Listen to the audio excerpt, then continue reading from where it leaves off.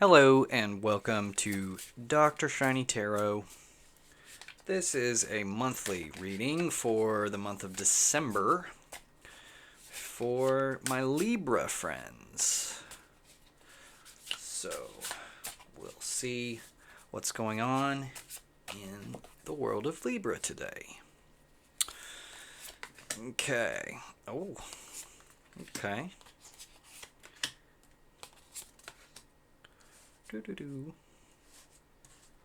Interesting. Okay. This one goes here, here, here. Okay. Well, there comes that fool in the overall message again. I think this one showed up like 3 times this month in the overall message. I promise I shuffle the cards. So, what we have for you today in the current situation is this Page of Swords. This represents, it's very, very self-explanatory in this deck. I love this one. It's, you're trying to learn something. You're very concentrated on getting some particular task accomplished of learning, of a learning nature, of a development nature. You are very ambitious about it. There's a sort of positivity about this. You're not looking at it so much as a chore. This person can be a little bit booky or kind of like a student, right? This is definitely like a student energy. And very bright-eyed and bushy-tailed. So something in your life has got you kind of excited. You're going down a particular path. You're ready to learn something. What's crossing or influencing you is this Lovers.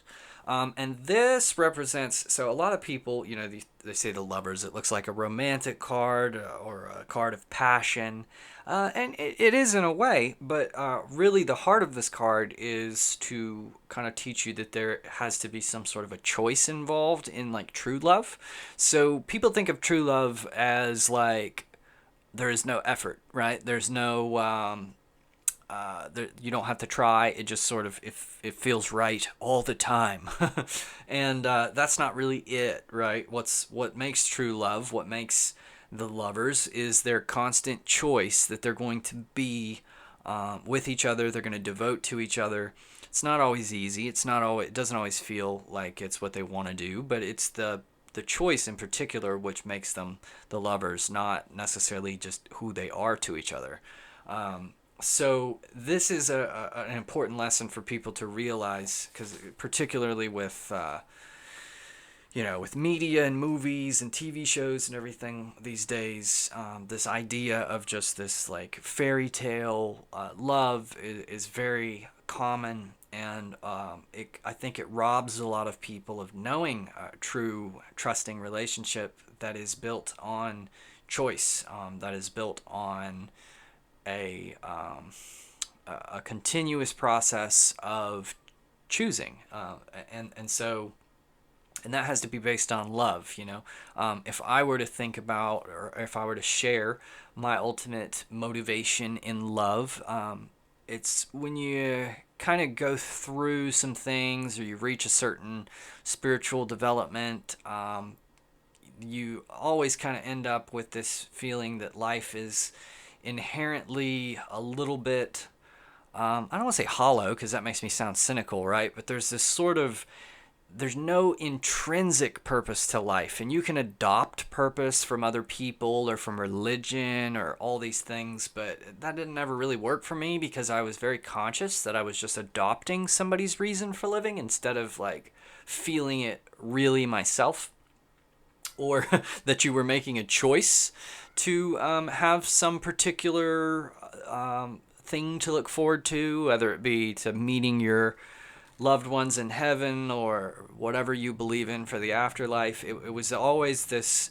to me, it was very obvious that it was a choice to believe in those things, and there was no intrinsic thing that you could get at that would really show you the overall purpose of life. And so for me, I was always conscientious that, to be with another person, to be in like a committed relationship, that type of thing, was something that you would have to kind of know your reasons for wanting to do that for for it to actually work out in the end. You would have to feel it through and through.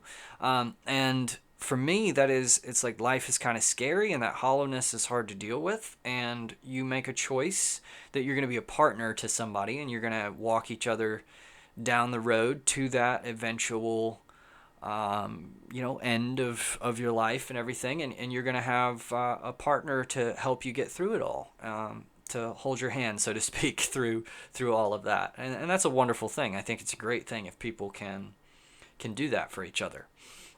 So, but regardless of what it is, you're being crossed or forced into this realization that nothing that you can do will feel right all the time. Nothing you can do will bring you pleasure all the time. There's always going to be a situation where you just have to make a choice to stick it through, even if it doesn't feel like it. So it could be that, really getting into the process of whatever it is that you've been learning or developing in has kind of shown you that there are some difficulties that are not what you expected, not everything they're cracked up to be. And so it's really becoming heavy on you that it is a continuous choice for you to be doing these things. And it's not just like a duck in water all the time. Sometimes it takes some effort. So what's in the past or what you're moving away from is this feeling of contentment. So it could be that you kind of felt like you were moving toward this golden possibility for the future where everything was perfect and everything was working out. And now you feel like you're moving away from that a little bit. You're moving out of this feeling of security of knowing how everything was going to turn out. And into a little bit more of like an unknown or unsure place, because choice is crossing you, so you're having a little bit of a tough time with this. Now, what you're moving toward is the Seven of Cups energy. So, what this is suggesting is that this thing that you've chosen. This lesson is not telling you that this is not the right way for you to go. It's telling you that it's not always sunshine and roses, and that's okay, and it's never going to be, no matter what you choose. So the Seven of Cups, this guy has all kinds of choices here presented before him, but every single one of these is really some sort of a trap or something that is not good for him. So it's like everything that comes at you might seem like, it has all these things that I want, all these things that can lead me to the satisfaction, but every single one of those, it doesn't matter what it is, every single one of those comes with its own set of difficulties, comes with some unknowns that you weren't really expecting. This kind of reminds you of like with the people in the street that say, which cup is it hiding under? But he's sitting there very carefully trying to choose which of these paths he wants to take, which of these cups he wants to turn over. But every single one of them has some hidden drawbacks to it. And that's not to say that one of them isn't the right way, right? But it is to say that if you start getting sidetracked by all these other things that you can do, they're not going to give you really any more sense of satisfaction. I think it would be probably better for you to stick with the thing that has had you feeling inspired and had you feeling kind of alive, and just sort of get over, to the best of your ability, the difficulties or the things that kind of require you to stick it out. So the foundation of the situation, this is kind of the overall lesson. This is kind of what's going on in your subconscious that springs forth this lesson. And you can look at everything that happens to you in life as some kind of lesson that the universe is trying to teach you. Every event that occurs is like, it's a page in the textbook of life, right? So the ruler of this lesson, or what's the kind of the chief thing that you're trying to learn here, is this Nine of Pentacles in reverse. So the Nine of Pentacles in reverse, let's first of all, in the upright, this kind of represents a feeling of being a little bit daydreamy. This person has had quite a bit of success. She's had the things that she wanted to accomplish. She's got them done. And so she's kind of, she's not all the way there. She's not as successful as she could be. She's not finished completely, but she's enjoying the success so much she kind of just takes a break and doesn't keep pressing forward. So in the reverse, the way I kind of like to think of this is getting a little bit into resisting this energy and kind of getting you stuck a little bit more in that Eight of Pentacles energy, which is very busy and like I have to keep working. So I think that the lesson that you're being taught here is kind of how to avoid this feeling so heavy in the situation, because this could be kind of depressing in a way if you kind of feel like it's going to tint or diminish every experience that you have, because there's always going to be this tough part that you have to get through. So rather than focusing on this, you should focus on taking stock of all of your accomplishments or what you have done, and how much you have or how far you've come. Because if you take a step back and look at all that and look at what you've done, there is a real need, or sorry, not a need, but a real sense of accomplishment to sort of hang on to give you some joy out of what you're doing. So what you have in your crowning thoughts or your mind is the Ace of Pentacles, or the Ace of Coins, represents a new opportunity for financial success, something on your mind. So you could be searching for a new opportunity for financial success, sort of out of a frustration, or it could be that you really believe that this has some sort of financial success, whatever project that you're already involved in. But you could be having second thoughts or doubts about it. But in one way or another, you have an idea of how to be successful. And I think that it's going to bode well for you to focus on this thing that you've already been involved in, or that you've already been interested in, or you've had in your mind, rather than kind of selecting from the mystery cups here. So there's not going to be a whole lot of good for you there. Best to stick with what you know a little bit, I think, in this situation. Because with this Page of Swords, it's not just what you know, it's something that has kind of lit your neurons up a little bit in the past. It has excited you. So there's something there to tap into if you just sort of focus on the right parts of it and get over, ignore a little bit the more negative aspects of it, or ask yourself, are these negative aspects better than a lot of these other negative aspects in these other situations? And a lot of times I think you'll find that they are. It's just we all go through these momentary weaknesses. So, advice for the current situation: the Wheel in the reverse. The wheel, it represents a sort of a natural cycle of things, that there's going to be ups and there's going to be downs. And you've been a little bit resistant to this, so you've kind of wanted it to be all ups and no downs. And I think that throughout your life you may have cultivated this hope that you could reach, if you just did everything right, you could reach this type of life where it is all ups and no downs. And so advice for it is there's always ups and there's downs. The only way to really get out of this wheel, the wheel of fortune, the wheel of dharma, if you follow the Hindus, is to stay at the center, which is to sort of clear your mind of thought, meditation, and just do what you do, right? So there's a saying that spirituality is not thinking about God while peeling potatoes, but it is just peeling potatoes and not really doing anything else. So whatever you're involved in, you're purely involved in it. You're not thinking about what a pain it is. You're just sort of doing it, right? So the environment card, the sort of peripheral energy of what's going on around you here, is the King of Wands. King of Wands is a get-her-done type of person. This is somebody who's not afraid to just jump in and do it.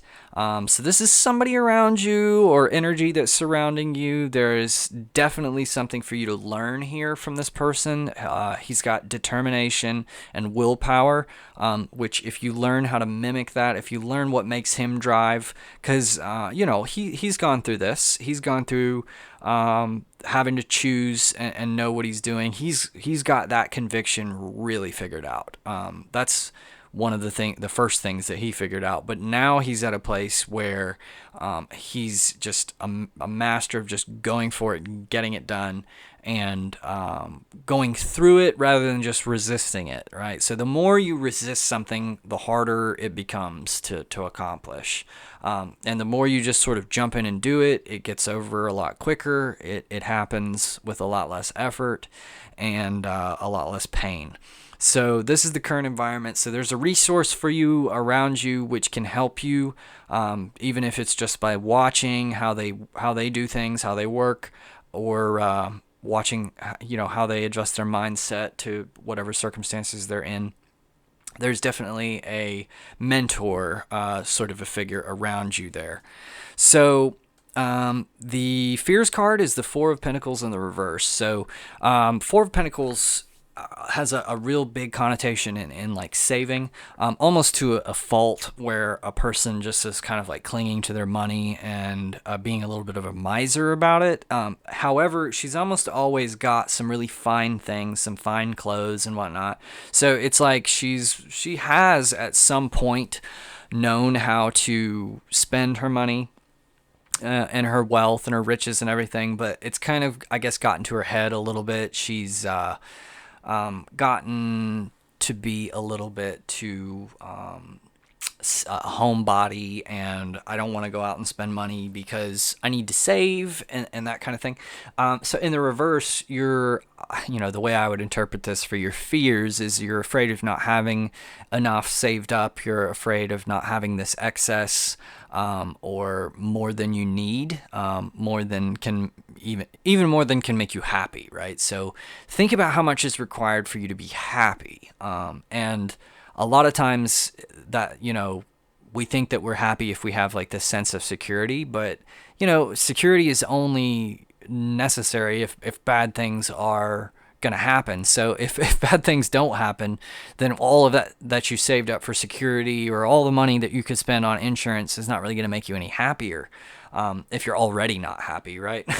So you have to, I think, get to a place first where you have a life that's worth insuring, if that makes sense, because otherwise you're just spending all of this money just to go on living a miserable life, and it's not going to get any better if you're not first and foremost focusing on making your life happy and worth living.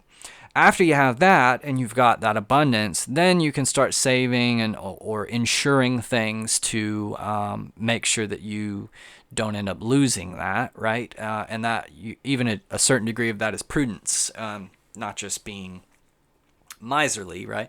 But the situation here in your fears card in the reverse, it's really that you're kind of afraid of not having enough.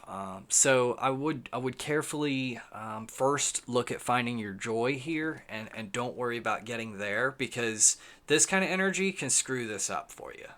Because if you're not confident that you can carry through with a sort of steady energy and keep on trucking, then that's really going to disturb your feeling of financial well-being and all that kind of thing. So you're really going to want to focus on whether or not you can just sort of stick to the grindstone and keep on working, but also that means finding a way to release that tension, and finding that sort of work-life balance is very important, but also just being able to deal with the hard parts, to deal with the aspect. And a lot of times it just means tackling them head on, just saying like, I'm not going to allow myself to be discouraged, I'm just going to do it. And I've had to do that right now. A little while ago I didn't feel so good and didn't want to finish all these tarot readings for the month, but I was like, you know what, I'm just going to do it anyway. Don't feel like it, but I'm going to do it anyway. So, and it's worked out pretty well. So the overall message, or where you're headed, and again, this is sort of like I say again, I like to always remind people this is not a set in stone future. You have willpower, you have the ability to affect the outcome. So this is really kind of the direction that you're headed if you don't divert from this path that I've been spelling out. But merely becoming aware of the path that you've been on gives you a tremendous amount of power to divert from it. So this is really more where this has been headed, you know, if you're not heeding the advice that's going on here. And it is the Fool in the reverse, which means like needing to have everything figured out, not trusting that everything is going to be okay, and not just kind of leaving it up to the universe or falling back on your faith, right? So this is, I need to know what's going to happen. I need to be able to plan for the future. This one has shown up in the reverse in this position, I think, in 3 other monthly readings that I've done here. So this is a really common one. I think it's a sort of, it's almost like a societal thing that's going on right now where a lot of people are really not certain about the future. They're not certain what's going to go on. And it's infectious, right? If you hang around other people, their ideas sort of rub off on you. So even if you don't necessarily feel that way, or you wouldn't feel that way, just being immersed in this environment, this current environment of where a lot of people really aren't comfortable with just like trusting what's going to happen. They feel out of control. They feel like they need more control or more knowledge about what's going to happen in the future. And it can kind of rub off on you. It's infectious, almost like a virus. So, yeah, that's been going on for a lot of people here, and it's kind of the overall direction that you're headed. But you have the ability to divert from that by witnessing how you're being affected and by focusing your intentions on a little bit more of a self-serving or positive, productive place. And doing it with choice, you know, doing it with a conscious effort. So that's it from my Libra friends for this month. I thought that was a great reading. Please let me know what you thought in the comments. And if you liked it, please subscribe and check out my other tarot videos that I'm posting all the time. And until next time, I will see you guys next month. Well, not next month because I do all kinds of videos, but I'll see you guys next video. Bye-bye.